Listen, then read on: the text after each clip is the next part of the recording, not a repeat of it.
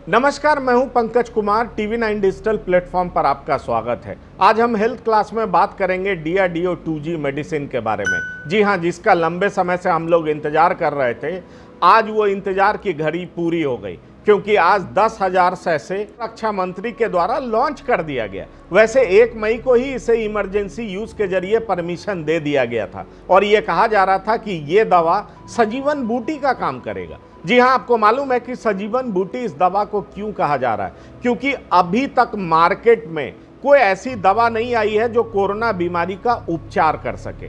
ध्यान देने वाली बात यह है कि वैक्सीन क्या करता है? वैक्सीन बचाव करता है, जबकि ये दवा उपचार करता है। और ये दवा के बारे में और भी खास बात यह है कि इंडिजिनस दवा, मतलब स्वदेशी दवा है। देश के रक्षा मंत्रालय के एक विशेष विभाग द्वारा, DRDO द्वारा इसको बनाया गया है और इसको बनाने के लिए पार्टनरशिप जो है डॉक्टर रेड्डीज लैब के द्वारा किया गया। अब मैं आपको यह बता दूं कि इस दवा को सजीवन बूटी क्यों कहते हैं, इस दवा की ऐसी खास विशेषता क्यों है।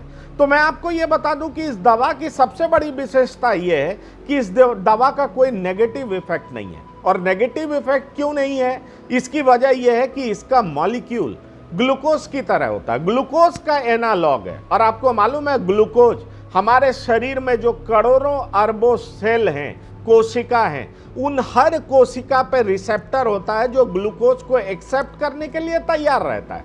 पर इस दवा की खासियत ये रहती है कि ये दवा संक्रमित सेल को तुरंत पहचान लेता है। और संक्रमित सेल में वायरस क्या कर रहा होता है कि उसके मेटाबॉलिज्म को हाईजैक करके, जो सेल का मेटाबॉलिज्म शरीर के लिए काम करना चाहिए, उस सेल का मेटाबॉलिज्म, संक्रमित सेल का मेटाबॉलिज्म वायरस के लिए काम करने लगता है। और वायरस क्या करता है? इसी प्रक्रिया का इस्तेमाल करके लाखों करोड़ों वायरस मल्टीप्लाई कर लेता है। इसीलिए ये क्या करता है, ये दवा क्या करता है? इन्फेक्टेड सेल में घुस करके वायरल सिंथेसिस को खत्म कर देता है, छिन्न भिन्न कर देता है और उसके प्रोटीन को भी खत्म कर देता है। मतलब वायरस का पूरी तरह से सफाया कर देता है, नाश कर देता है। और जो इन्फेक्टेड सेल, संक्रमित सेल हैं, उसको नॉर्मल सेल बना देता है। और अच्छी बात यह भी है कि ये शरीर के पूरे अंग में जा सकता है। अब आप समझ लीजिए कि अगर लंग्स पे ये प्रभाव करता है तो वहाँ ये दवा पहुंच जाता है बड़ी आसानी से, क्योंकि ग्लूकोज का एनालॉग है। ग्लूकोज जैसा स्ट्रक्चर है, शरीर के हर अंग में ये प्रवाहित होता है। दूसरा क्या है? किडनी में चला जाएगा। तीसरा क्या है? हमारे इंटेस्टाइन में चला जाएगा। चौथा किसी भी अंग में चला जाएगा और जहां भी संक्रमित सेल है उसको पूरी तरह से वायरस के चंगुल से छोड़ा देगा। तो आप समझ गए ना कि इसकी खासियत क्या है। और दूसरी बात यह है कि इसका जो मॉलिक्यूल है वो जेनरिक मॉलिक्यूल है, वो इजीली अवेलेबल है। हमें किसी दूसरे देश पर डिपेंडेंट नहीं होना, निर्भर नहीं होना कि भैया आप हमें दे दो और तभी हम ये दवा बना पाएंगे। तो ये भी इसकी खासियत है। और तीसरी बात यह है कि ये पाउडर्ड फॉर्म में है, मतलब पानी में मिलाइए और जैसे इलेक्ट्रॉल पाउडर, ग्लूकोज वगैरह आप पिलाते हैं उसी तरह से इसको पिला दीजिए। तो ये तीनों चीज़ें जो है इसकी बहुत अच्छी बात है। इसलिए इसको क्या कहते हैं? सजीवन बूटी माना जा रहा है। और ये इम्पॉर्टेंट इसलिए भी है क्योंकि ये दवा है। ध्यान रहे, वैक्सीन से बचाव होता है और दवा से उपचार होता है। वैक्सीन हमारा रक्षा कवच का काम करता है और अगर कोई वायरस उसको भेदने में कामयाब हो गया है तो ये दवा उसका उपचार कर देगा, इंसान का उपचार कर देगा।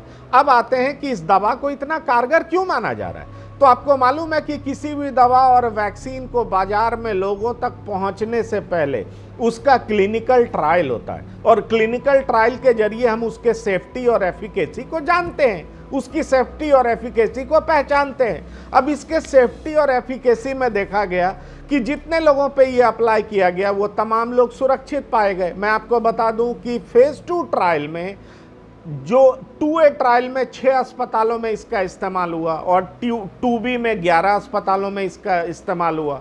2B फेस ट्रायल के जरिए ये पता कर लिया गया कि कितना डोज इसका देना चाहिए, तो डोजेस को आइडेंटिफाई कर लिया गया, क्योंकि कितना डोजेस प्रभावशाली भी होगा और शरीर पे नेगेटिव इफेक्ट भी नहीं करेगा। इसलिए डोजेस का मूल्यांकन करना, उसका पता करना बहुत ज़रूरी होता है। तो ये सेकेंड फेज ट्रायल के जरिए पता कर लिया गया और इसमें सेफ्टी और एफिकेसी मतलब कितना सुरक्षित है और कितना प्रभावशाली है, ये दोनों चीज़ पता कर लिया गया। और पता ये चला कि जो नॉर्मल प्रोसेस है, मतलब एक इंसान जिसको नॉर्मल ट्रीटमेंट जो अभी चल रहा है वो ट्रीटमेंट दिया जाता है, और दूसरा इंसान जिस पे ये दवा दिया गया DRDO 2G मेडिसिन, तो देखा ये गया कि जिसमें ये दवा दिया गया वो 2.5 दिन पहले ठीक हो गया। उसके जो वाइटल पैरामीटर्स, जो इस बीमारी की वजह से जो जो अंग प्रभावित होते हैं, वो 2.5 दिन पहले ठीक हो गए। तो आप समझ गए कि ये दवा किस तरह से कारगर है। तीसरे फेज के ट्रायल में ये देखा गया कि जो लोग ऑक्सीजन पर निर्भर थे, ऑक्सीजन पर उनकी जान बच रही थी, क्योंकि ये दवा किस पे कारगर है, मॉडरेट और सीवियर पेशेंट पे।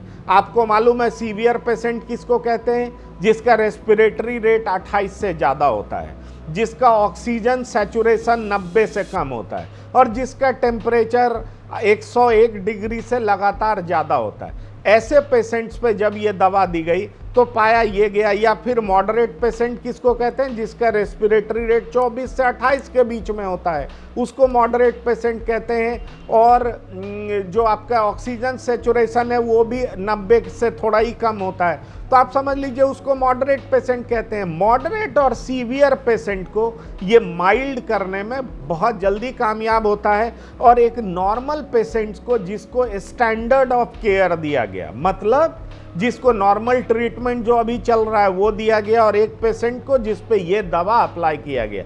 तो देखा ये गया कि 3 दिन पहले जिस पे ये DRDO 2G मेडिसिन अप्लाई किया गया, 3 दिन पहले ही वो ऑक्सीजन डिपेंडेंसी से छुटकारा पा लेता है। मतलब पहले ही उसे ऑक्सीजन पे से छुटकारा मिल जाता है, उसको ऑक्सीजन की ज़रूरत नहीं पड़ती है।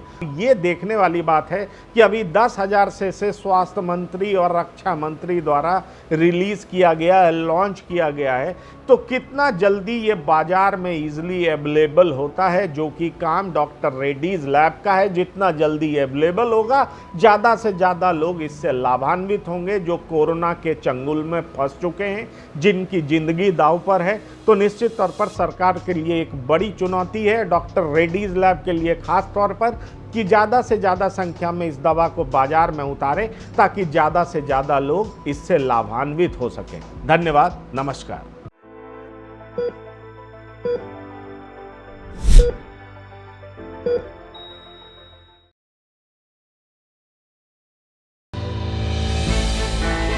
हमने की गलती फिर एक बार, कोरोना ने किया दोबारा प्रहार। मास्क, 2 गज दूरी, करें अपनी सुरक्षा खुद। कोरोना टीका हम सबको लगाना है, मिलकर साथ समझदारी से कोरोना को हराना है।